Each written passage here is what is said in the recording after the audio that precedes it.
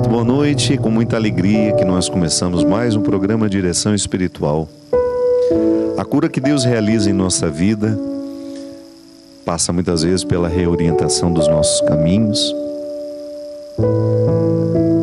A cura pelo pensamento, que somente quando estamos curados do pensamento é que nós somos capazes de encaminhar soluções para os nossos problemas, ou até mesmo para reconhecer que estamos no caminho errado. As nossas enfermidades nos chegam pelo nosso pensamento, sobretudo nos dias de hoje em que nós pensamos tão mal, porque somos pouco estimulados a um pensamento mais profundo, mais abrangente. Tenho dito isso, você já me ouviu falar tantas vezes. É uma característica da pós-contemporaneidade, pós-modernidade, sei lá que nome nós podemos dar a nós neste momento. Somos muito reativos, pouco reflexivos, e esse excesso de reação é justamente o grande número de estímulos que nós recebemos o tempo todo para termos uma resposta sobre as coisas. O tempo todo nós precisamos ter uma opinião formada, precisamos nos posicionar, né? Ainda que a gente não tenha refletido o suficiente para tomar aquele posicionamento, ainda que a gente nem tenha respostas para aquelas perguntas, nós associamos as nossas reações ao nosso estar vivo. E é tão estranho isso, né? Perdemos a fecundidade porque estamos reativos demais. Você experimenta isso na sua vida e cada um de nós experimenta de acordo com os estímulos que temos. O mais estimulado certamente terá ainda mais necessidade de se posicionar, porque ele está presente em tantos lugares, de tantas formas. Eu vejo pelo WhatsApp, né? Se você participa de muitos grupos, o tempo todo você é estimulado a sentir raiva, a ficar em paz, depende do conteúdo do grupo, a dizer, a falar, a posicionar-se. E isso vai gerando um déficit dentro de nós. Às vezes nós estamos exaustos ao final do dia e a gente não sabe por quê. É um cansaço mental mesmo de ter dado conta de tantos estímulos, respostas a muitos estímulos. Eu pessoalmente, minha gente, acho que vai ficar cada vez mais difícil nós sermos homens e mulheres fecundos, porque a fecundidade exige o contrário, né? Exige recuo, silêncio, serenidade, tranquilidade, tudo que hoje nós não temos. Eu costumo dizer que nós somos protagonistas de um tempo que nunca houve igual em outro momento da história da humanidade. Nós já tivemos muitos fenômenos iguais, parecidos em momentos diferentes da história. Mas isso que hoje nós vivemos, de termos este excesso de comunicação à nossa disposição, esse excesso de informações, nunca na história da humanidade as pessoas foram expostas a isso. Então nós somos protagonistas de um tempo que ainda não foi suficientemente vivido para saber as consequências disso em nós. Estamos estimulados o tempo todo, temos uma facilidade imensa de nos comunicarmos, de nos conectar com outras pessoas. Os nossos filhos já estão nascendo assim. E as consequências nós ainda não vimos, porque nós estamos protagonizando. Ninguém viveu isso antes de nós para a gente saber o que isso causaria. Nós já sabemos o que o excesso de sal faz na vida de uma pessoa, porque muitas gerações já morreram antes de nós por conta do excesso de sal na alimentação. Nós já vimos muitas pessoas morrerem por causa do cigarro, porque outras pessoas viveram antes de nós. Eu fico pensando, né? Até que a ciência chegou à conclusão, a associação do câncer com o tabaco, quantas pessoas, quantas gerações inteiras morreram sem saber que usar aquele cigarro, fumar aquele cigarro, estimularia células cancerígenas, produção de células cancerígenas. Quantas pessoas morreram por não saberem que o excesso de sal elevava a pressão arterial, aumentava o risco de AVCs? As pessoas morriam disso e a gente nem sabia o que tinha acontecido com elas. Em outros séculos, as pessoas morriam de um fenômeno que é comum ainda hoje, claro.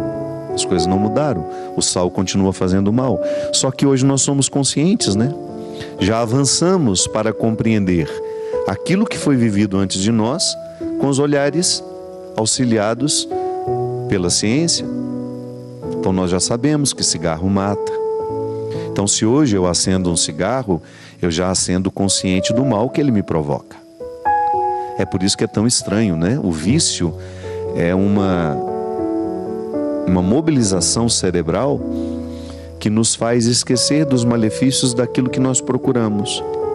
Então, quando eu estou viciado numa determinada situação, eu fico cego para aquilo que é maléfico no que me vicia. É por isso que uma pessoa, mesmo estando consciente de que o cigarro faz mal, ela acende o cigarro mesmo assim e continua alimentando um ciclo de morte, porque joga para dentro do corpo o tempo todo substâncias tóxicas que fazem mal. É estranho por que a gente escolhe isso, né? Mas faz parte. O álcool é a mesma coisa. Quantas pessoas morreram antes de nós? Consequências do álcool. Então hoje nós estamos protagonizando um tempo que nos priva, um estilo de vida que nos priva muito da quietude, do silêncio, da concentração. Eu lhe desafio a pensar o quanto você deixou de ler nos últimos tempos por causa do celular. O celular rouba o nosso tempo que antes era da leitura. Eu não estou falando somente de uma pessoa, não. Eu estou falando de milhares e milhares de pessoas que tiveram seus hábitos modificados por causa do celular. Ah, mas eu vejo notícias no celular. Vê de forma muito superficial, né? A gente só lê as chamadas. Dificilmente a gente clica no link para ver a notícia toda. Os livros estão deixando de ser fabricados, as editoras estão falindo, as livrarias estão fechando, o que é uma perda irreparável para a construção de uma sociedade. É lamentável que o seu filho não tenha mais contato com os livros da mesma forma como você teve. Gente, eu me lembro que eu, na minha infância, eu escolhia ganhar livros no Natal. No Dia das Crianças, queria me ver feliz, era me dar um livro de presente. Eu fico pensando como deve ser difícil ter um filho hoje que deseje ganhar um livro de presente. Porque nós estamos estimulados a práticas que são diferentes. Não estou dizendo que somos piores ou melhores. Estou apenas dizendo que somos diferentes e que o cultivo desse estilo de vida já está gerando prejuízos em nós que nós já podemos identificar. Uma delas é justamente a incapacidade de refletir sobre aquilo que estamos vivendo. Acho que nunca fomos tão gado, tão mecânicos na condução de nossas vidas como nos dias de hoje.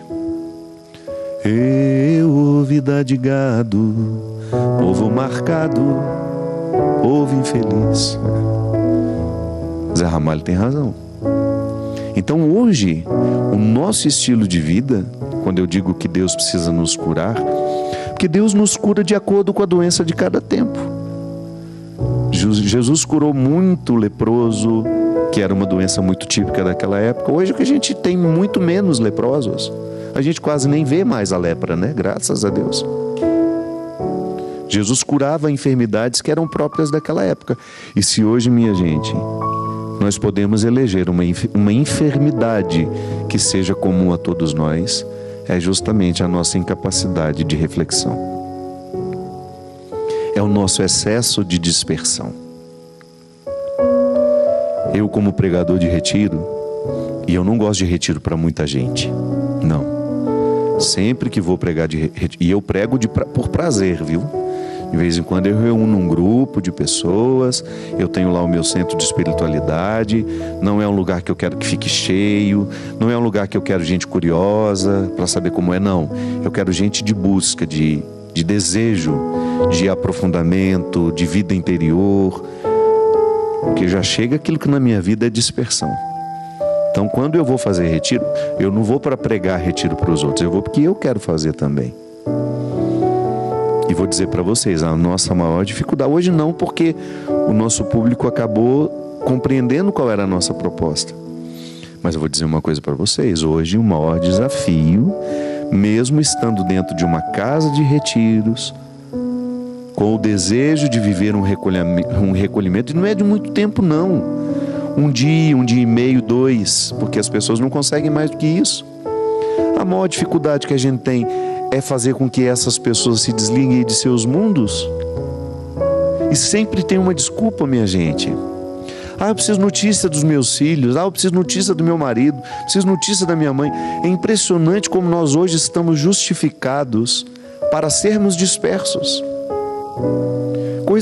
Coisa que em outros tempos não acontecia. Se eu subia a serra para Campos do Jordão para fazer um retiro, eu ia ter o telefone fixo da minha casa. E olha lá, em casa nem telefone fixo tinha.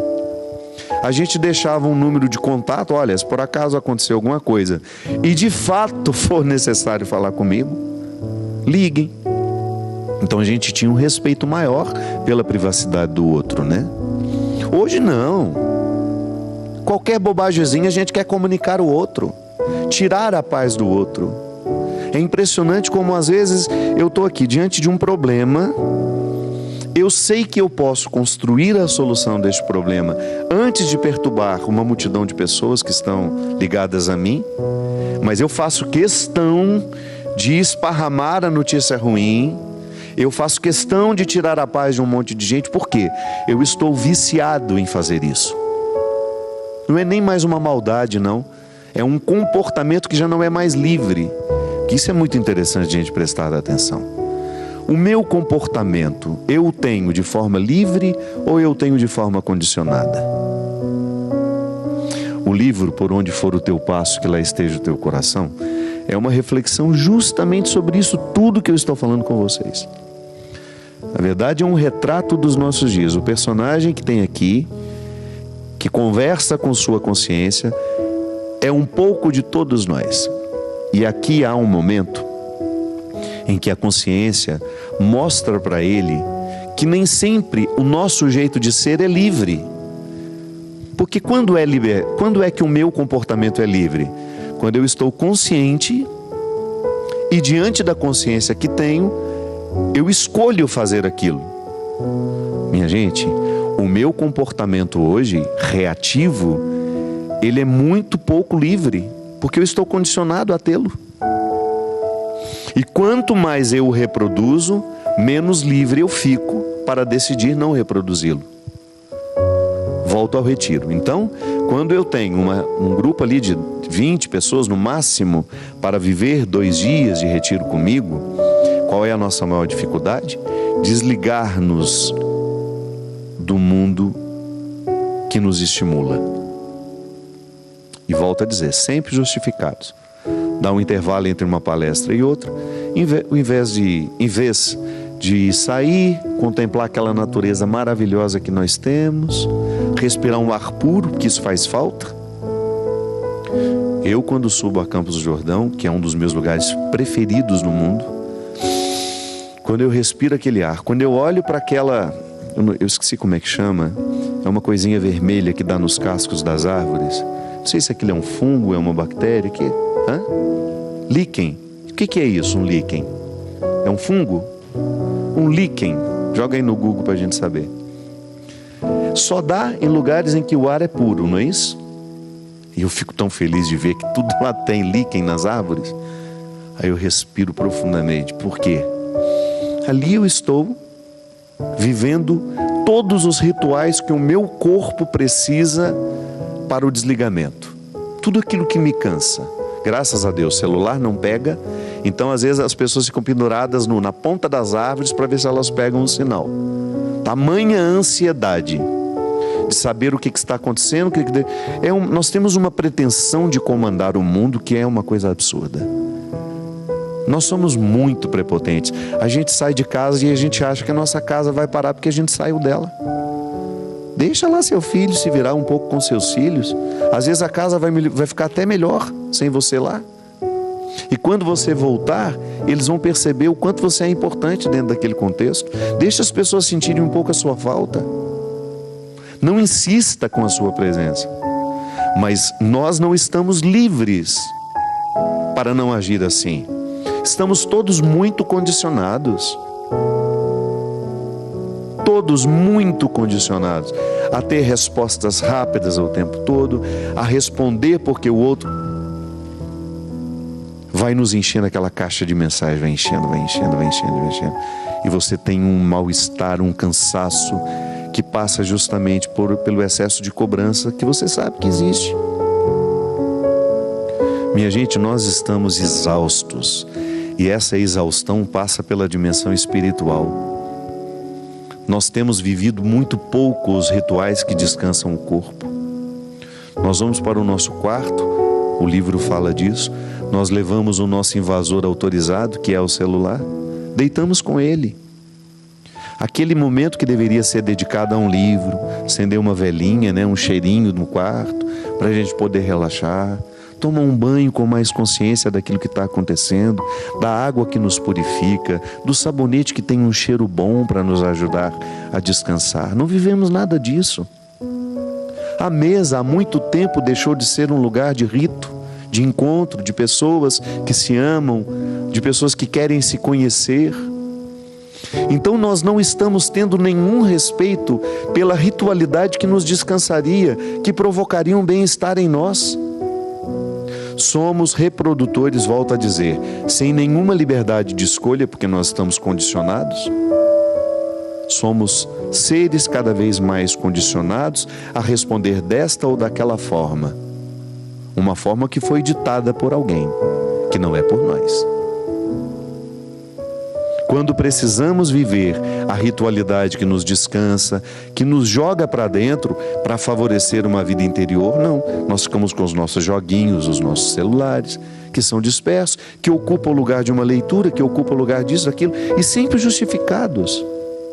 Respondendo um e-mail, deitamos na cama com aquela luz acesa em cima dos nossos olhos, sempre justificados, volto a dizer. Uma rotina que vai nos brutalizando. Sim, porque nós vamos ficando cada vez mais brutos. Sensibilidade, minha gente, não basta ter, é preciso educá-la. Da mesma forma como se educa o desejo. Você educa o desejo de uma criança. Você educa o paladar de uma criança. Semana passada estava essa discussão boa lá no Twitter. Posso forçar o meu filho a comer uma coisa que ele não gosta? Olha, eu sou da seguinte opinião, que se você sabe que aquele alimento é fundamental para a saúde do seu filho, seria muito bom que ele aprendesse a comê-lo. Não é verdade? O paladar, se você estimula para que a criança coma doce desde a primeira infância, depois vai ser muito difícil ela fazer dieta no futuro. O nosso paladar às vezes é estragado, por quê? Nós gostamos de coisas excessivamente doces. Não deveria ser assim. Eu tenho um casal de amigos que fez a opção, os filhos já estão, um com 2 anos e o outro com 1, fizeram a opção, essas crianças nunca provaram o gosto do açúcar. Imagina isso. Conseguir fazer isso, né? Porque geralmente, 1 ano, 1 ano e meio, os pais já estão colocando aquelas mamadeiras de achocolatado. Não é um absurdo isso, né? Além de fazer um mal terrível para a saúde, um mal para os dentes que estão sendo sendo formados ali.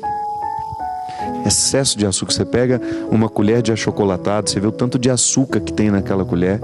Então, mexe aquilo ali, dá para uma criança, claro, ela vai gostar, é um sabor maravilhoso.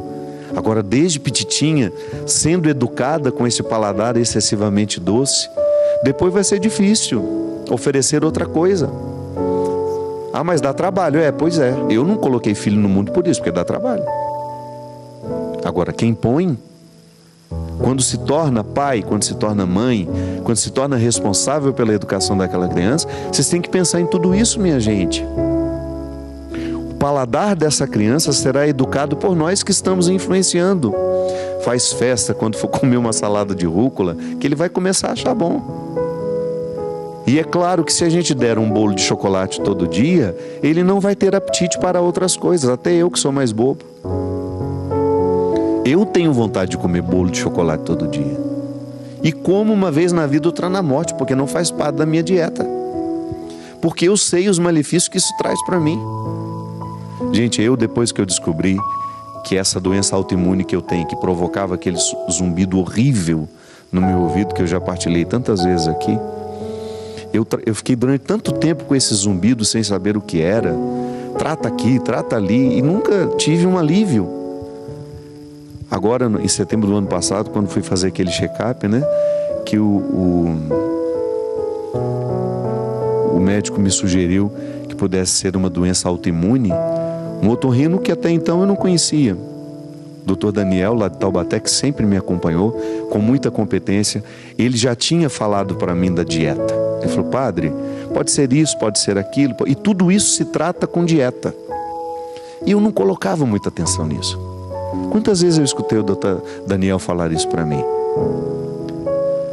Só que aí, quando eu fui fazer esse check-up, né? E de repente acendeu, gente, eu vou dar uma oportunidade para essa tal da dieta, que é justamente a supressão de açúcar, sal, excesso de sal e gordura.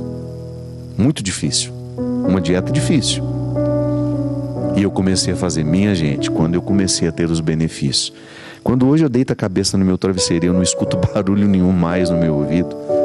Aí toda vez que eu vejo o bolo de chocolate gritando o meu nome, toda vez que eu vejo o doce gritando o meu nome, eu lembro do silêncio que eu tanto quis e eu não tinha mais direito a ele. Por quê? Porque eu vivia um problema que eu não sabia a causa e que estava muito associado à minha alimentação. Tirei a carne vermelha de maneira radical desde o ano passado. Claro, fiz o tratamento que tinha que fazer. Fiquei inchado até um tempo, né, por causa dos corticoides, aquela coisa toda. Mas hoje eu sinto que o meu bem-estar está muito ligado, associado a essa dieta, a essa disciplina. E você acha que eu não preciso me educar todos os dias? Preciso. Porque eu continuo a criança que continua tendo o desejo de ter aquele doce toda hora. Aquela comida diferente todo dia. Não.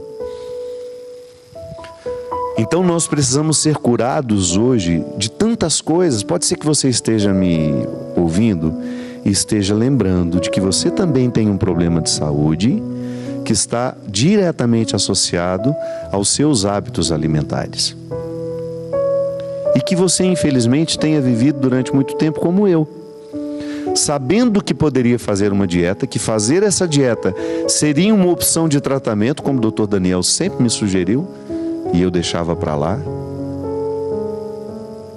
De repente você está me ouvindo e fala: nossa, quem sabe eu experimento isso na minha vida também.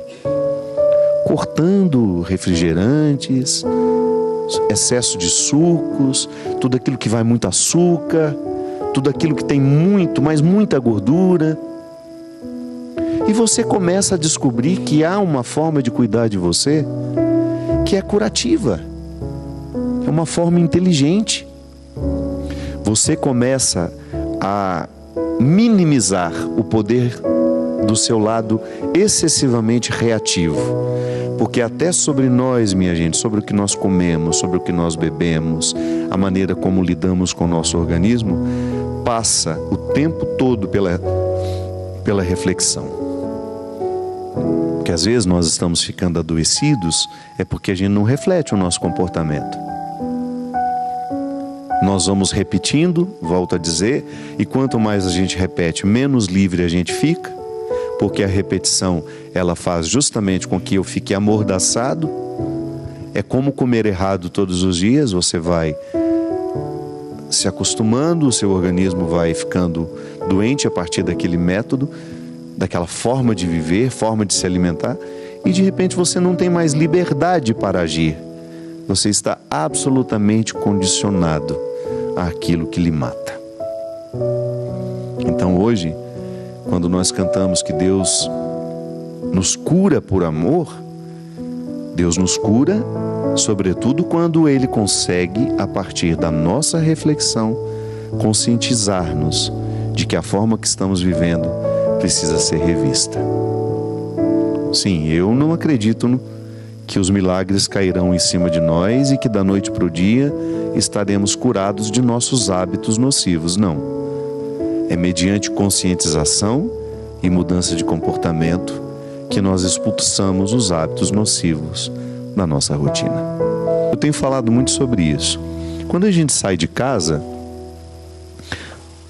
a gente deveria ter um pouquinho mais de respeito por nós, né?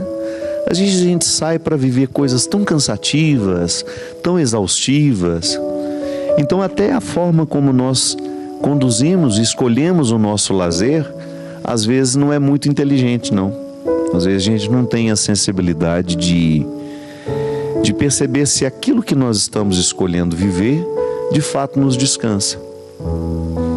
Às vezes nós vamos ter um único dia para descansar e a gente é infeliz na escolha como queremos passá-lo. Também faz parte de uma reflexão, né? Acho que se você vai ter a oportunidade de viver esse descanso, que ele seja bem coerente com aquilo que de fato você está precisando hoje. Eu acho que eu pessoalmente gosto muito de ficar em casa, né? Porque viajo muito, vou muito para lá e para cá. Então ficar em casa para mim é a maneira mais eficaz de descansar. Porque a minha casa me devolve tantas coisas boas. Eu gosto sempre de dizer que a casa não é um aglomerado de paredes. A casa é um sentimento que nos ocorre, né? E nós vamos atrás desse sentimento. Então, se eu sei que estar com aquele amigo provoca em mim um sentimento bom, farei de tudo para estar mais vezes com ele. Nós procuramos as pessoas de acordo com o sentimento bom que elas nos despertam. Da mesma forma como também, às vezes, queremos evitar algumas pessoas porque o sentimento que ela nos desperta não é agradável. E eu sei que seria uma imaturidade da nossa parte a gente pensar que nós só conviveremos com pessoas que nos despertam bons sentimentos. Não. Nem sempre isso é possível. Você tem vínculos que são obrigatórios, que você vai ter que lidar, que você vai ter que cuidar. Mas quando passa pelo processo de escolha, eu acho que ali é o momento em que você, de fato, teria o direito, né, de escolher onde você quer estar naquele momento, com quem você gostaria de estar. Aliás, eu acho que isso é um privilégio, é um luxo, a pessoa ter o direito de escolher isso. Então, na minha rotina, tenho muitas obrigações, mas quando eu não tenho obrigações, eu faço questão de gastar o meu tempo com situações que me elevam, com pessoas que vão me despertar esse sentimento bom. Porque são esses momentos, minha gente, que reforçam a nossa imunidade espiritual. Nós ficamos, às vezes, muito adoecidos porque nós prejudicamos muito a nossa imunidade emocional. A gente fala sempre da imunidade do corpo, né? Que é essa capacidade que o organismo tem de reagir às doenças, às nossas células cancerígenas que são produzidas todos os dias, mas um bom sistema imunológico vai dar um jeito de expulsar tudo isso, reorganizar o organismo.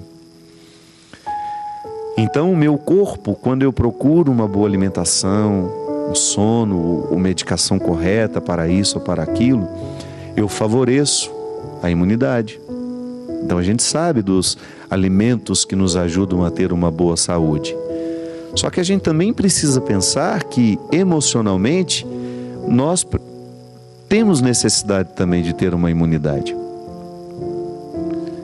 Você sabe exatamente do que eu estou falando. Há situações, há acontecimentos que você percebe uma exaustão emocional. É como se você tivesse passado o dia no combate. Chega aquele dia ao final e você está muito, mas muito desgastado.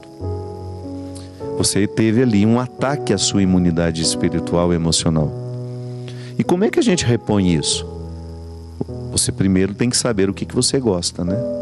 Quais são as suas atividades preferidas? Voltar para casa, tomar um banho, pegar um livro, ver um bom filme. Não é só descansar o corpo, mas é você proporcionar a reconstrução, a restituição da sua imunidade emocional. Nós sabemos exatamente o que isso significa quando a gente vai ficando capaz de perceber o que nos descansa e o que nos cansa. Pessoas, é impressionante. Digamos que eu tive um dia pesado, difícil. É possível que eu chegue em casa sobrecarregando aqueles que estão na convivência comigo. Me torno um fardo para eles, porque a minha energia está negativa. E existem pessoas que vivem sempre com a energia negativa. Por quê? Estilo de vida. O que deixa a nossa energia mais leve, mais agradável, para que os outros, quando estiverem perto de nós, percebam que é bom estar ali, é o nosso estilo de vida. É o que nós pensamos, é o que nós sentimos, é o que nós falamos, é o que nós buscamos. Você sabe exatamente do que eu estou falando. Há pessoas em que a gente tem uma enorme satisfação de ficar perto. É energia boa, porque nós somos energia, minha gente. A espiritualidade é energia, o afeto é energia, mesmo que você não veja, mas está ali, nos envolvendo. Eu, por exemplo, quando eu tenho uma situação assim, de lançamento do livro, por exemplo, eu recebo muitas pessoas. O último lançamento nosso, que foi em Uberlândia, nós atendemos quase 700 pessoas. 3, 4 livros cada um. Então é um desgaste energético muito grande. E a gente percebe direitinho aquela pessoa que se aproxima para deixar uma coisa boa com você, um sentimento bom, e graças a Deus é a grande maioria. E você identifica logo aquela pessoa que veio com uma expectativa que você não pode corresponder naquele momento. Uma pessoa que queria conversar, que queria confessar, que queria algo a mais de você e que já vem com essa expectativa e que já chega chateada porque não é momento para isso, né?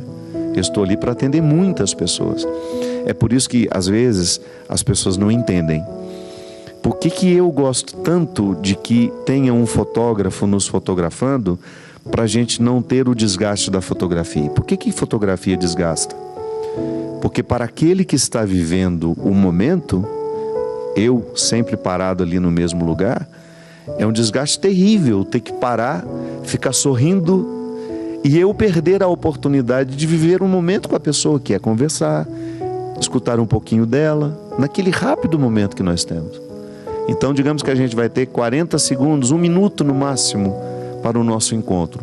Se a gente o desperdiça com uma fotografia, então deixa que o outro fique fotografando enquanto a gente está se encontrando. Porque isso eu já concluí, é meu, faz parte de mim. Eu tenho consciência de que a coisa que mais me desgasta no meu dia a dia são as fotografias desses eventos. Quando eu tinha que ficar parado para fazer a foto com quase 1000 pessoas, eu saía dali, minha gente, quase que precisando ser hospitalizado, de tanto desgaste, porque é uma perda de energia imensa olhar para isso daqui. Eu tenho uma... Boa noite, meu caro, seja bem-vindo, muito obrigado. Eu tenho uma convicção de que toda vez que eu venho gravar o programa, o meu desgaste é 10 vezes maior do que fazê-lo ao vivo. Interessante, né? Eu me lembro que quando estava fazendo produção de disco e que tinha o dia de fazer a sessão de fotos, meu Deus do céu, era a coisa mais dolorosa para mim, que de fato me exaure. Gravação, ligou uma câmera, apontou para a gente, grava um vídeo, pelo amor de Deus, para isso que é impressionante como eu sinto a energia ir embora.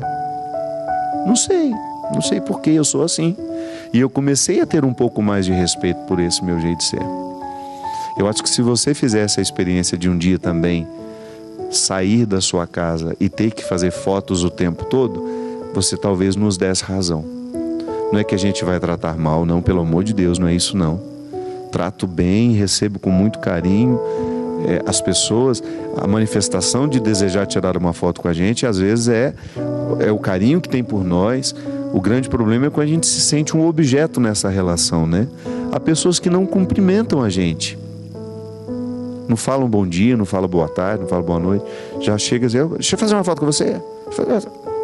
Enfim, isso no final vai ficando muito desgastante ao longo da vida, porque no fundo a gente percebe que isso é uma relação que não agrega, que não transforma, né? É tão bom a gente conversar com as pessoas. E uma das coisas que eu mais lamento do meu dia a dia é justamente ter perdido a oportunidade de encontrar as pessoas, de ser tratado com espontaneidade, com naturalidade. Eu acho que essa é a grande solidão de toda pessoa pública. No fundo, a gente gostaria de ir à padaria e voltar normalmente, como todo ser humano faz, né? Então, a energia que nós trocamos, ela pode ser pesada ou pode ser leve. Você sabe muito bem, porque você tem a sua experiência no seu dia a dia, diferente da minha. A minha experiência não é a mesma que a sua, mas você também sabe exatamente o quanto algumas pessoas lhe pesam e o quanto outras pessoas lhe fazem bem porque lhe aliviam. Isso é muito, muito fácil de identificar. Então, quando você tem a necessidade da reposição da vida afetiva e não o faz, você vai ficando doente sem perceber. Nós que durante muito tempo vivemos em comunidade, né? Eu tenho aqui as meninas que vivem em comunidade. Graças a Deus, a minha comunidade sempre foi para mim um lugar de descanso. Eu nunca tive uma experiência negativa de comunidade. Ai meu Deus, que cansaço voltar para aquele lugar. Não. Sempre tive bons amigos ao longo da minha vida, em todas as minhas fases de estudo, graças a Deus.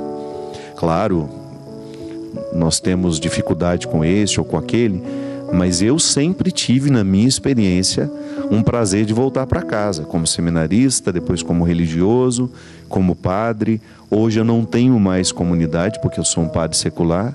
Eu tenho a minha casa para voltar, a estrutura que me espera, os laços afetivos que eu tenho ali. Mas para a gente na vida em comunidade, por exemplo, um missionário que vai e passa o fim de semana pregando, o tanto que é desgastante a pregação. Às vezes, minha gente, a gente termina uma pregação, se você pudesse se desmaterializar ali naquela hora, virar um pozinho, e fosse recomposto lá dentro da sua casa, com seu banho tomado, no sofazinho, por mais simples que ele seja, e rodeado das pessoas que lhe devolvem aquilo que você deu à multidão, é muito maravilhoso. É por isso que a vida do padre é tão desgastante, do pastor, da irmã religiosa. Às vezes a gente olha aquele padre mal-humorado e a gente não sabe o que ele passa. Às vezes a gente enche a boca para falar mal dos nossos padres, porque ele foi rude com você, porque ele não tem isso, não tem aquilo. Vai ver como é difícil para ele. Às vezes muitos padres acima do peso, porque o alimento acaba virando uma fuga. Depois de um dia inteiro de muitas missas, de muito trabalho, volta para casa, o que resta fazer? Cansado, esgotado, às vezes não tem uma pessoa para conversar, porque também não é fácil ser amigo de padre. A vida dele é muito diferente da nossa. Às vezes falta até assunto. Geralmente domingo à noite já está todo mundo, cada um no seu mundinho, né, tentando reencontrar as forças para começar a segunda-feira. E o padre está lá, coitado, cansado, desgastado, com uma necessidade de ter uma conversa. E às vezes não tem. Às vezes não tem. A solidão dos padres, a solidão dos líderes religiosos. Então, quando eu volto para minha casa, eu tenho que ficar atento à restituição da minha imunidade emocional. E com você não é diferente. Às vezes você vai ficando emocionalmente cansada porque está faltando rituais de restituição. Eu sei, quem tem cachorrinho, quem tem um petzinho em casa, seja um gato, um cachorro, agora muita gente tem porco, tem de tudo ultimamente, né? Se não é um bicho de sangue frio, porque o sangue frio não interage, né? Tem gente que tem cobra, mas você chega lá, a cobra está do mesmo jeito que ela estava, ela não vai fazer uma festa porque você chegou. Eu nunca vi uma cobra na pontinha do rabo feliz porque seu dono voltou. Ela te recebe com a mesma frieza de quando você foi. Os nossos pititicos não. Eu chego lá em casa, parece que tem 30 anos que eles não me veem. Tá igual o nosso cenário, há mais de 30 anos nós estamos com esse cenário. A Bia está prometendo que vai trocar. 120 anos já tem, né? Esse cenário. Enfim, eu chego em casa, é uma festa. E às vezes, minha gente, tem só 20 minutos que eles ficaram do lado de lá e a gente ficou do lado de cá. Tudo depende de como você fala com eles. Se você fala com um jeito festivo, eles comemoram como se tivesse chegado naquele momento também. E é impressionante como esses bichinhos nos devolvem emocionalmente. Senta lá no chão, deixa eles te lamberem. Sabe, você, claro, se você não gosta disso, eu pessoalmente gosto, porque me faz bem. É uma restituição emocional. Eu tenho uma ligação com o mundo criado. Então eu ver uma coisa bonita, comer uma comida que foi feita com amor, com carinho, fazer uma atividade física, cada um de nós vai descobrindo aos poucos o que te restitui. Às vezes deitar um pouquinho na cama com sua mãe, com seu pai, com seu filho, fala nada, só toma um banho e fica ali, faz um carinho, recebe um carinho. Como isso é importante na restituição da nossa saúde emocional. A oração, para nós que cremos em Deus, né? Para quem não crê em Deus, o silêncio, a necessidade do silêncio para o reequilíbrio do corpo, do espírito, é tão importante. Eu sempre compreendi a oração como um exercício de restituição de perdas. Aquilo que eu perdi, pela força da oração, do ritual da oração, eu vou conseguindo fazer acontecer dentro de mim. E é por isso que quando nós falamos no início do programa, de que nós precisamos ser curados, às vezes, de uma rotina que não favorece o nosso crescimento, nós falamos justamente disso. Preciso olhar para o meu jeito de viver e procurar, onde é que eu me restituo? Eu, pessoalmente, tenho uma facilidade muito grande de ser restituído pela literatura, pela música. Eu não escuto qualquer música. Há muito tempo eu não tenho o hábito de ligar rádio. Porque às vezes eu tenho uma sensação de que a rádio ela não conhece o meu gosto musical.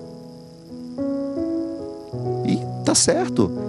Muitas vezes hoje as rádios elas giram em torno do poder econômico, é aquilo que precisa vender.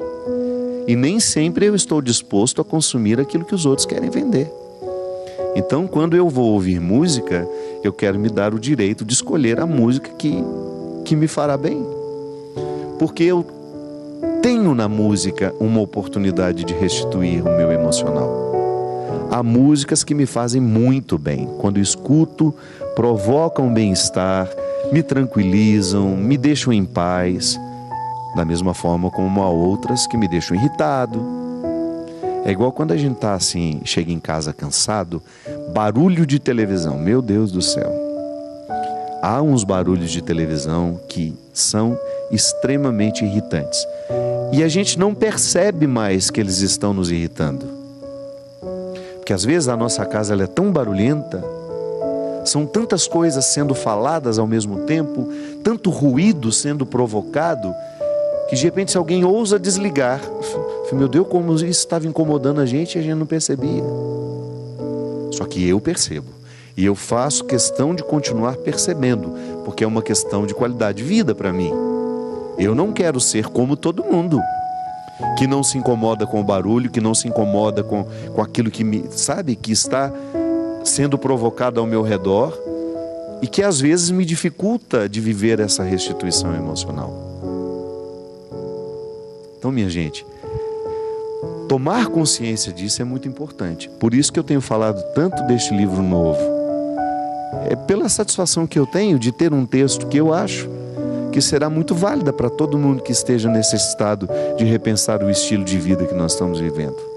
E é bom que agora a Canção Nova está vendendo também, não está? Você pode ligar aqui no 0 Operadora 12 3836 2600. Além de você levar um livro que vai lhe ajudar a pensar a vida, você ainda ajuda a Canção Nova a pagar as suas contas, que são muitas por aqui. Qualidade de vida, minha gente, em todos os aspectos. A vida cristã, tenho cada vez mais consciência disso. Quanto mais Deus cresce dentro de nós, maior fica o nosso bom gosto e a nossa exigência com aquilo que nós queremos viver. O diabo nos nivela por baixo e ele vai nos oferecer aquilo que há de mais podre, de mais estragado, e a gente vai se sentir satisfeito. Mas Deus não. Deus põe a mesa, é banquete. Banquete de coisas boas, que não significam serem luxuosas. Não. Às vezes a simplicidade é o bom gosto. O bom gosto está na simplicidade. Porque é Ele que nos realiza. É Ele que sopra espírito dentro de nós e vai qualificando cada vez mais para que a gente não fique doente nem no corpo, nem na alma. Obrigado pela sua companhia. Se Deus quiser, na semana que vem estaremos juntos. Que Deus abençoe você e lhe dê cada vez mais o discernimento de saber o que você precisa fazer para começar a restituir a sua saúde física e também a sua saúde emocional. Derrame sobre nós a bênção e a proteção do céu, do Deus Todo-Poderoso, Pai, Filho e Espírito Santo. Amém. Muito obrigado. Eu pensei que podia viver por mim mesmo. Os conflitos, a importância do conflito na nossa vida. Sei que não é fácil ficar sob a doma do conflito. Sei que ele é desconfortável, ele nos desinstala, ele nos retira o sossego. Mas há uma dimensão pedagógica dele que é importantíssima de ser ressaltada. Eu escrevi assim: o conflito nos indica a existência de uma inflamação emocional. A cura só é possível mediante os enfrentamentos.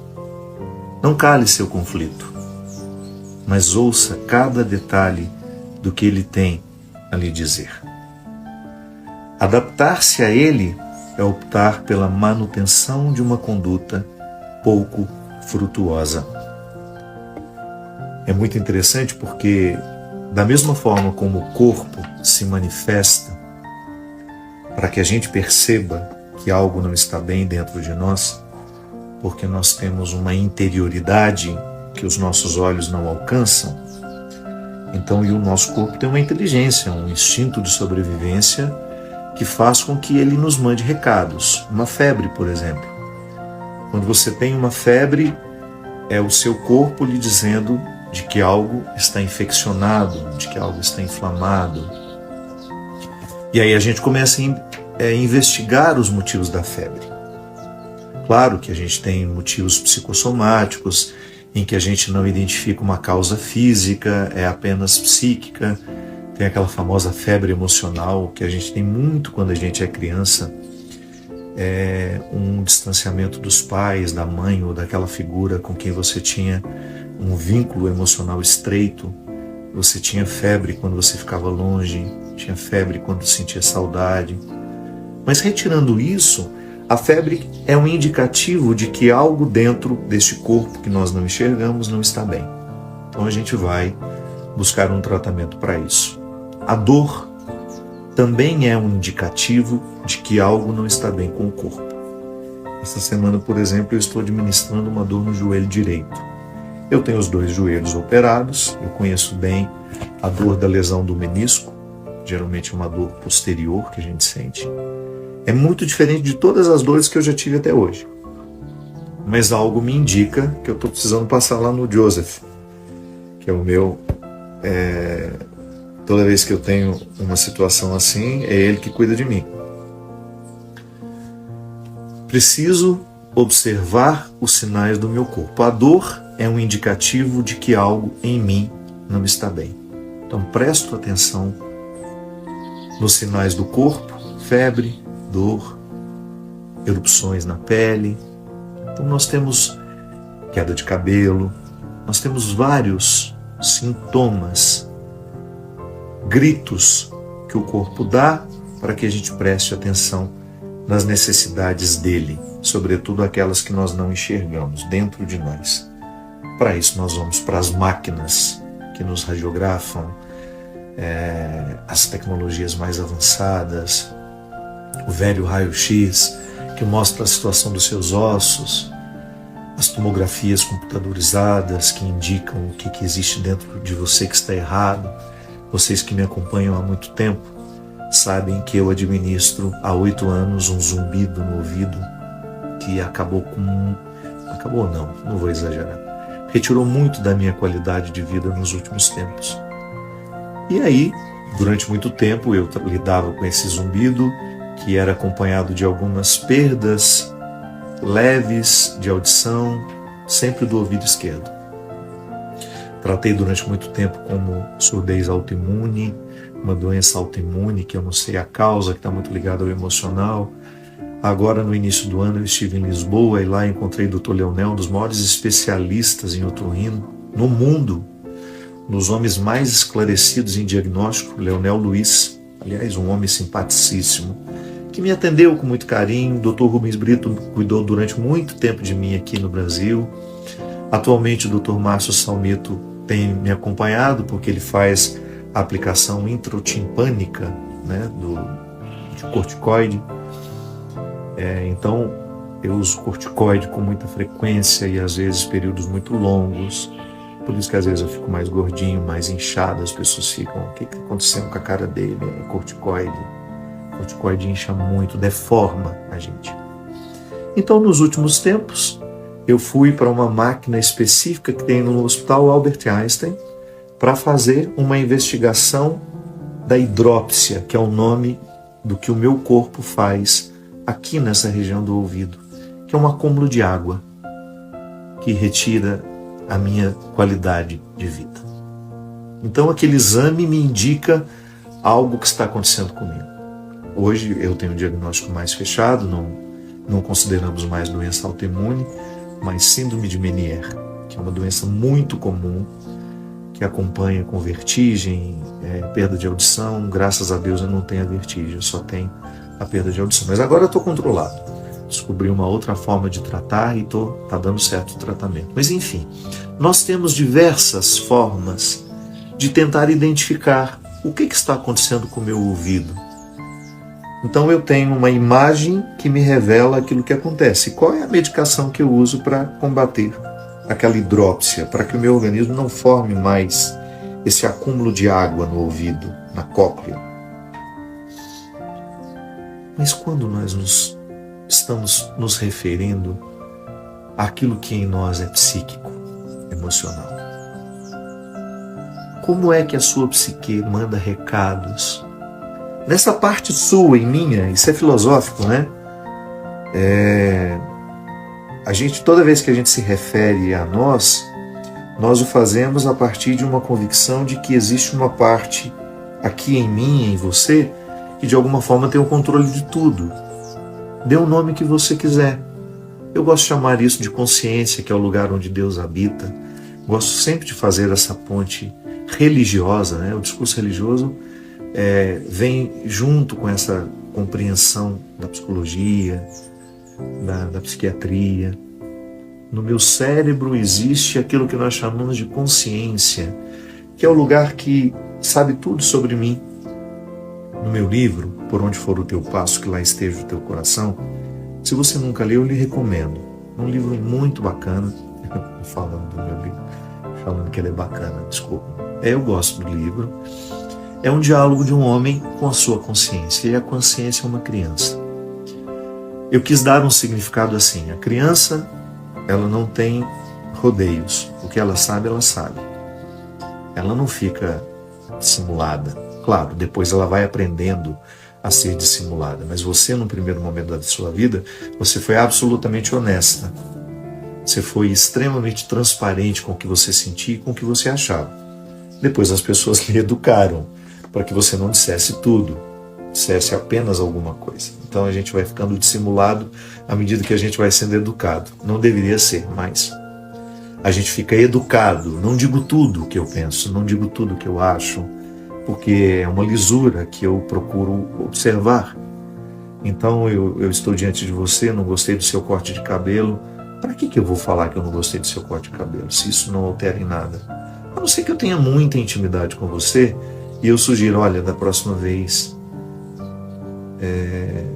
não sei o que você pensa sobre isso, mas eu acho que o seu cabelo fica melhor assim. E você tem todo o direito de dizer, a cabeça é minha, o cabelo é meu e quem tem que gostar sou eu. Aí você dá um palpite na vida de alguém que você ama, se não. Mas nós temos essa parte de nós que de alguma forma não foi contaminada pela hipocrisia, pelos disfarces que nós costumamos dar. Nós chamamos isso de consciência. Quando essa parte de nós que tem o comando identifica que algo não está bem, ela manda um recado. E de que forma nós temos esse recado? Qual é a febre da doença emocional? O conflito. Se o corpo, quando adoece, precisa nos dar um indicativo de que algo não está bem com ele, uma febre, por exemplo, quando nós não estamos bem emocionalmente, a manifestação chama-se conflito. O conflito é a febre das emoções. O conflito é aquela realidade que lhe coloca um obstáculo entre aquilo que você é com aquilo que você está sendo. Aquele que você é e aquele que você está sendo. Pode ser que aquele que eu estou sendo hoje não tenha nada a ver com aquilo que eu sou na minha essência. Então eu fui assumindo coisas na minha vida que não me diziam respeito, e por ter medo de contrariar alguém, eu fui acatando aquilo como meu, foi ficando para mim, fui assumindo, não fui tendo coragem de dizer que aquilo não era para mim, que aquilo não tinha nada a ver comigo, e de repente aquela situação se avolumou e eu deixo de morar bem dentro de mim. E aí eu fico conflituado. A febre das emoções é o conflito.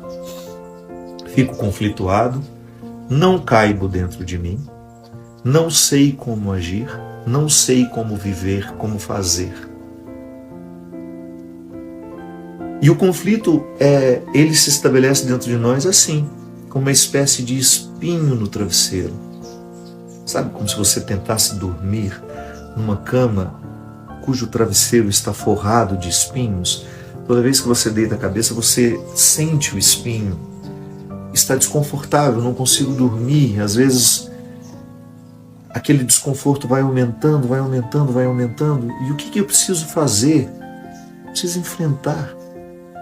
Preciso pegar esse travesseiro e tirar espinho por espinho e jogar fora para que o travesseiro volte a ser confortável.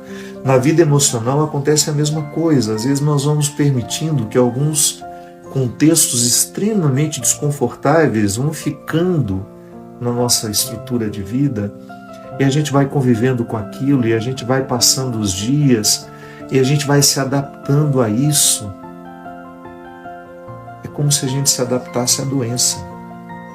Como se você se adaptasse à febre. Não, seu corpo não foi criado para ficar constantemente em estado febril. Aliás, a febre é um desconforto horrível. Você perde o ânimo, você perde a disposição. Você tem que tomar um antitérmico. Mas qual é o antitérmico para o conflito? Qual seria a porção que teria alguma ação sobre esse conflito? O enfrentamento. O que é o enfrentamento? É a capacidade, a coragem que você tem de colocar-se diante daquilo que está sendo desconfortável do ponto de vista das emoções para você. Por que eu estou sentindo isso? Por que eu estou tão desconfortável em mim? E você tentar identificar. Pode ser que você tenha assumido muita coisa que não era sua, que não era para você, que não tem nada a ver com você, e você foi se adaptando. Pode ser que você tenha estendido aquele relacionamento que você sabe que já acabou há muito tempo, não existe respeito, não existe amor, não existe solidariedade, só existe a obrigação. Aquele relacionamento pode ser de amizade, pode ser de namoro, pode ser de casamento, pode ser o que for. Todo relacionamento precisa ser purgado. As nossas relações, até mesmo as obrigatórias. Você precisa purgar a sua relação com seus filhos todos os dias. Ou se não é todo dia, né? Porque dá a impressão que a gente vai ficar aí eternamente terapeutizando tudo. Seria o ideal. Mas pode ser que você coloque para você a regra de pelo menos uma vez na semana pensar na qualidade dos seus relacionamentos. De que maneira você está levando adiante os vínculos que você tem. E você identificar os conflitos que existem em cada relacionamento. Inclusive, aquele relacionamento que não passa por uma outra pessoa, mas que passa por uma escolha. O trabalho que você tem, por exemplo. O trabalho não é uma pessoa, mas é uma escolha que você fez um dia. E pode ser que o seu corpo, as suas emoções estejam tentando lhe mostrar que esse trabalho é um lugar de infelicidade para você, que você ficaria muito mais feliz e muito melhor se você até ganhasse menos, mas estivesse trabalhando em algo que lhe realizasse. Tá bom, mas aí você pode dizer para mim, padre, e a estabilidade que eu alcancei? Você precisa pesar isso, inclusive para ter direito de escolher pela estabilidade, sabendo que ela pode ser um aprisionamento para você. Mas até escolher a estabilidade, mesmo sabendo que ela lhe faz mal, precisa ser uma escolha. Esse conflito precisa ser sanado, precisa ser ouvido. Tá bom, eu chego à conclusão de que eu sou infeliz no meu trabalho, mas eu fico por causa da estabilidade. Mas você então fez o enfrentamento. Você chegou à resposta. O que é cruel é quando você não chega a uma resposta. Mas você fica naufragada o tempo todo nas enormes ondas do seu descontentamento. Eu não ficaria num lugar, mesmo que me desse estabilidade, estando eu infeliz. Mas as outras pessoas têm o direito de viver isso. Sim, até para serem felizes as pessoas têm o direito. E eu sei que às vezes é difícil a gente olhar isso e permitir que o outro seja infeliz. Quantas vezes eu quis mudar a cabeça das pessoas que eu amo, porque eu queria a felicidade para elas. Mas elas naquele momento não queriam o mesmo que eu, e eu precisava de alguma forma ficar bem com a opção de não poder interferir mais. Tá bom, a vida é sua, tudo o que eu tinha de dizer eu já disse, inclusive vou parar de falar, para não ficar aquela coisa desagradável também para mim, de ficar eternamente dizendo a mesma coisa, mas a partir deste momento viva o seu conflito e decida. Se é isso que você quer, então tá bom. Até para você ser infeliz você tem o direito. Até de ser infeliz você tem o direito. E eu não posso interferir na sua escolha. Mas é bom que essa escolha tenha passado pelo enfrentamento. Eu enfrento os meus conflitos. Eu não deixo para amanhã. Tá bom, esse amanhã, minha gente, eu não preciso ler literalmente, compreender literalmente. Às vezes o amanhã é mês que vem, ou depois dessa pandemia. Eu cheguei à conclusão de que... muitas pessoas já concluíram isso antes de mim. Eu assumi isso para mim como uma regra de vida. Que eu nunca posso tomar uma decisão importante quando eu estiver muito feliz ou quando eu estiver muito triste. Decisões importantes só devem ser tomadas quando eu estou no equilíbrio das minhas emoções. Nem tanto lá, nem tanto cá. Para mim tem dado certo. Às vezes eu passo por momentos difíceis em que eu quero reagir imediatamente. Eu penso, para que eu vou reagir a isso agora? Se a vida ainda está trabalhando. A vida ainda está trabalhando.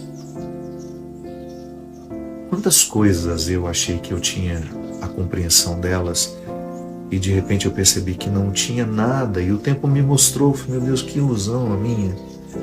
Pensar que eu tinha resposta para aquilo, mas não tinha. Às vezes eu achei que eu estava enxergando a verdade, não era. Era um equívoco. o tempo veio e desmentiu. Então hoje eu tenho tido muita paciência comigo. Muita paciência, eu preciso ter. Porque senão a minha vida será pautada a partir dos impulsos. E eu não posso ser impulsivo. Eu cheguei à conclusão de que, para mim, a impulsividade me coloca num contexto de muita burrice. Burrice racional e burrice emocional. A minha impulsividade me faz dizer o que eu não devo, fazer o que eu não deveria fazer. Então eu tenho dado um freio, colocado um freio na minha impulsividade, mas eu não fujo do conflito. Toda vez que as minhas emoções, que a minha vida emocional quer me dar um recado por meio dos conflitos, eu recebo na sala de estar, na sala principal da minha vida. Ponho todos os conflitos e vou ouvi-los um a um. Conflito no trabalho? Está aqui, vou ouvir. Conflito com a minha mãe? Vou ouvir. E aí você vai enumerando as pessoas que compõem a sua ambiência emocional. A gente tem conflito com todo mundo, pode observar. Em algumas situações os conflitos se agravam porque a gente vai deixando avolumar.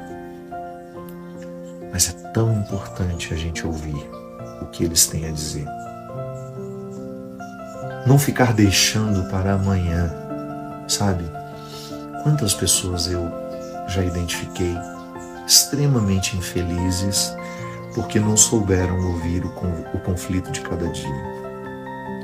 Quantas vezes eu mesmo fiquei extremamente infeliz porque não consegui administrar o conflito meu de cada dia. É um por dia, ou às vezes o dia é mais tumultuado, traz vários ao mesmo dia, mas eu preciso enfrentá-los, eu não posso colocá-los na gaveta e fingir que eles não existem. Se eu cuido da febre, por que eu não vou cuidar do conflito? São duas realidades iguais, com as mesmas funções, claro, com características diferentes, com expressões diferentes. São organismos diferentes. A febre é física, mas o conflito também eu sinto em mim. Quando ele me domina, o meu corpo todo ressente, a carne ressente. Eu fico ressentido. O meu corpo fica indisposto, me dá uma dor que eu não sei onde é. O conflito ele tem o poder de derramar no corpo uma série de químicas que são desfavoráveis à minha saúde física. Mas vou vivê-los, vou enfrentá-los, porque a qualidade da minha vida depende destes enfrentamentos. Se eu quiser viver sem enfrentamentos, eu não tenho direito de esperar qualidade de vida. Se eu não viver os meus enfrentamentos diariamente, eu não terei condições. Não posso, não é justo eu esperar uma situação mais satisfatória. Porque o que é o bem-estar? Bem-estar emocional. O bem-estar físico é aquele em que você sente que o corpo está bem. Você dormiu, você acordou descansado, você trabalha, tem disposição para o trabalho, você se cansa ao longo do dia, chega em casa, toma um banho, vai dormir, o sono vem, isso é bem-estar. Faz uma atividade física, tenta comer direitinho, isso é bem-estar. Mas nós precisamos falar do bem-estar emocional, que é quando você percebe que essa parte de você que tem comando de tudo, que eu gosto de chamar de consciência, ela está em paz. E eu fico bem no corpo que eu tenho. Então eu posso unir o bem-estar físico ao bem-estar emocional e eu tenho uma satisfação enorme de ser quem eu sou. Quando uma coisa no meu corpo não está bem, por exemplo, quando eu tenho as minhas crises de ouvido e eu preciso entrar nos corticoides, meu Deus, como é sofrido para mim. Porque eu tenho muitos efeitos colaterais dos corticoides. A cara que fica larga, o corpo que incha, não é só isso. Eu tenho problema de vista que piora. Então, eu o desconforto físico, aquela sensação de plenitude no ouvido, o zumbido que não vai embora.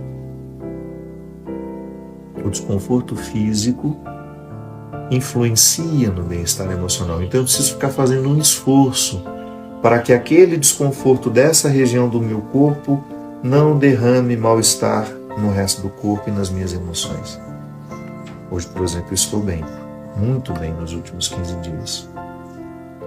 Uma nova medicação, tirou meu zumbido, estou com sensação de audição perfeita, não estou com o ouvido tampado mais.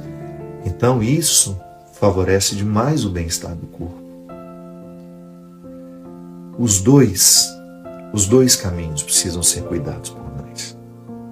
Cuido do bem-estar físico, cuido do bem-estar emocional. E o bem-estar emocional não é fruto de mágica, nem tampouco um resultado da oração somente. A oração ajuda muito. A oração nos ajuda a colocar as coisas no eixo, mas depois da oração vêm os enfrentamentos. Preciso marcar uma conversa com fulano de tal. Para quê? Para pontuar os conflitos que nós estamos tendo. Preciso pontuar os conflitos que eu estou tendo com as pessoas. Preciso falar sobre eles com as pessoas, porque eles estão me intoxicando e eu não tenho o direito de fazer isso comigo. Não posso transformar a minha rotina de conflitos numa rotina normal, como se eu pudesse suportá-la o tempo todo. Não. Eu preciso resolver sempre que puder. Sempre que eu posso, eu dou um passo na resolução desses conflitos, para eu não ficar eternamente acomodado neles. É tão difícil, é tão cruel você perceber que uma pessoa optou por acomodar-se com os conflitos. Aí aos poucos o sorriso vai indo embora, a disposição vai indo embora, vai perdendo o ânimo, a vontade de viver. E isso vai ficando tão profundo, tão arraigado. E às vezes, quando a pessoa tenta reagir, ela já não pode mais. Por isso, fique atento aos seus conflitos. Mas tenha uma atitude solidária também. É bacana isso. Você identifica que você pode fazer isso por você, mas você também pode fazer isso por muitas pessoas que neste momento estão conflituadas, precisando viver um enfrentamento, precisando viver enfrentamentos. Motive essas pessoas a fazerem isso também. E o mais bonito, minha gente, quando nós ajudamos alguém, de alguma forma nós também estamos sendo ajudados. Eu faço questão de ajudar sempre. Aqui, para mim, minhas redes sociais, a minha vida pessoal, o meu contato com as pessoas, onde eu sei que existe um conflito, eu gosto de alguma forma. Se eu puder ajudar, eu quero ajudar. Quero contribuir. Porque eu já fui tão ajudado pela minha vida afora. Quantas vezes os conflitos queriam me matar, queriam me arrancar da alegria, queriam me arrancar da minha disposição. E eu tive pessoas fundamentais naquele momento, que me deram a palavra certa, que me ofereceram um ombro, um colo, um amor, um carinho. Então a gente pode ser um para o outro. Eu me disponho. Eu fiquei pago para isso e tenho uma enorme satisfação de perceber que o meu ministério me permite isso. De alguma forma, ao expor os meus conflitos pessoais, a maneira como eu lido com eles, também ajudar outras pessoas a lidarem com seus conflitos. É assim que a gente vai qualificando a nossa vida, transformando cada vez mais o nosso coração num lugar harmonioso.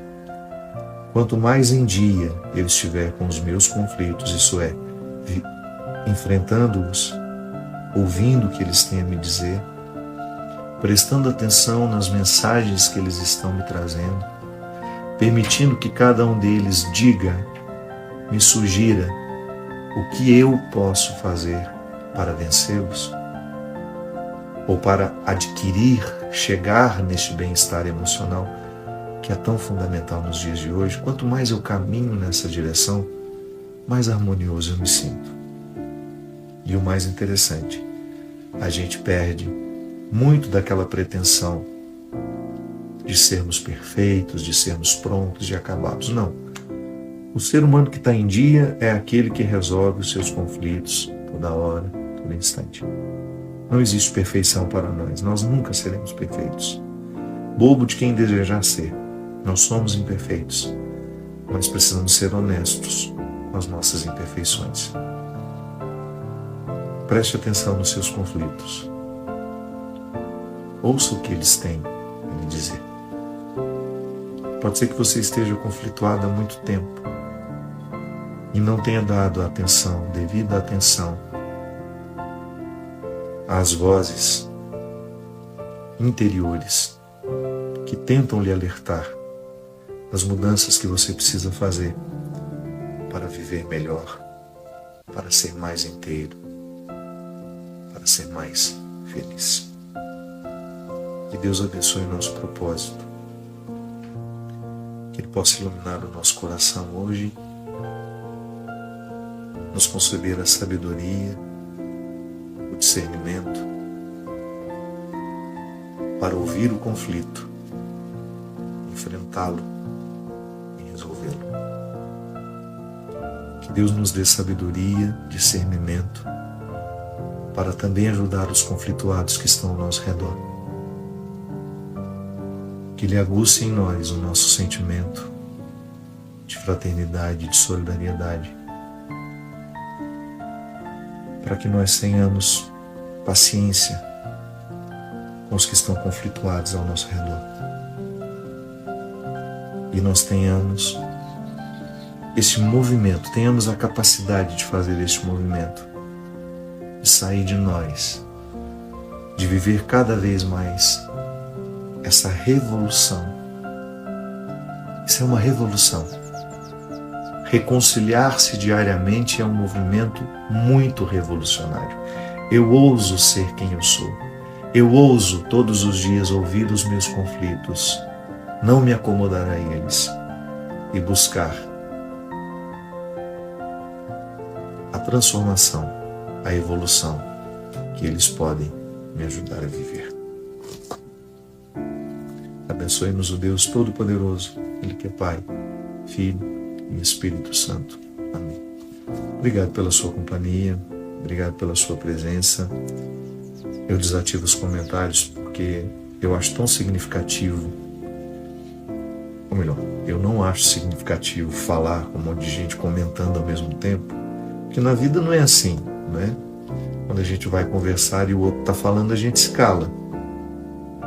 Mas eu sei que às vezes as redes sociais não nos permitem esse ficar calado do outro lado. De alguma forma a gente quer se manifestar, a gente quer dizer, a gente quer concordar.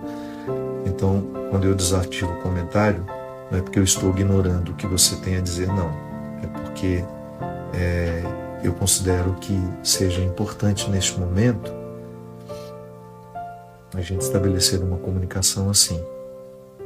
Eu sinto falta de ouvir. Às vezes eu falo muito pouco, eu falo muito. E eu tenho necessidade de ouvir. Eu gostaria muito de ouvir. Gostaria muito de ouvir. Eu gostaria muito de que alguém refletisse comigo as minhas questões. Então, quando eu desativo, não é porque não é importante o que você tem a dizer.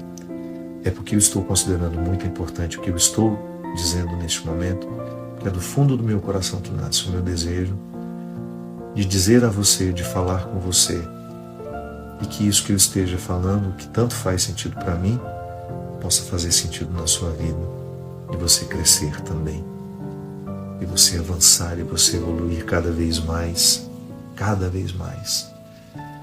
você estar num estado de pertencimento, sabe? Você ser sua, você ser seu, com todos os seus conflitos, consciente deles, consciente de todos os conflitos que você tem, mas não acomodadas a eles. Muito obrigado pelo carinho. Até a próxima.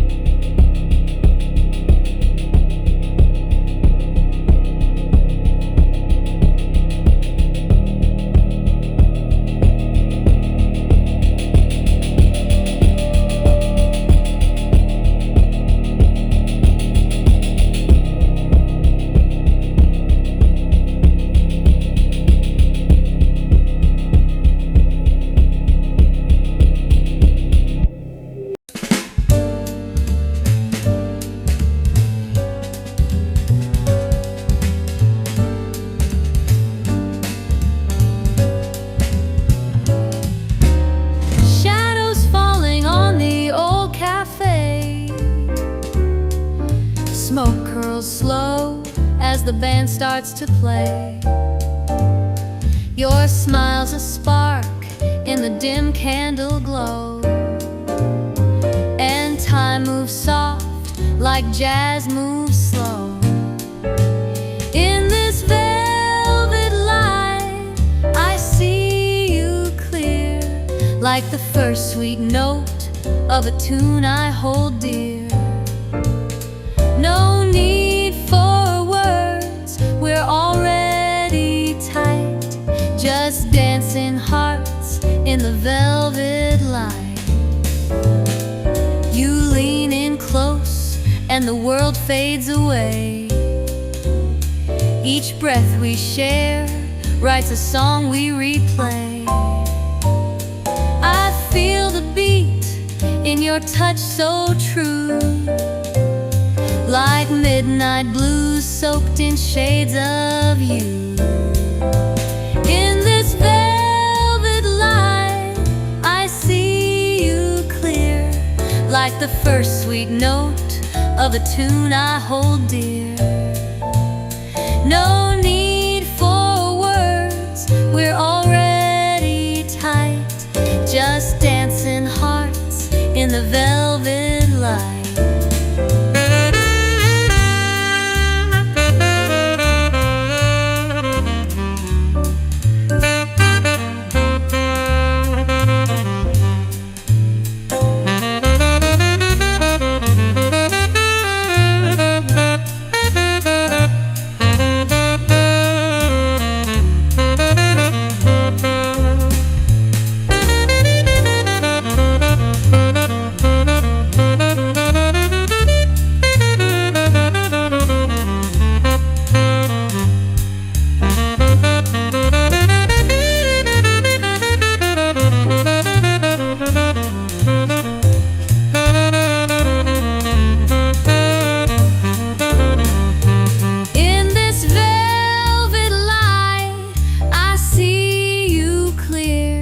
Like the first sweet note of a tune I hold dear.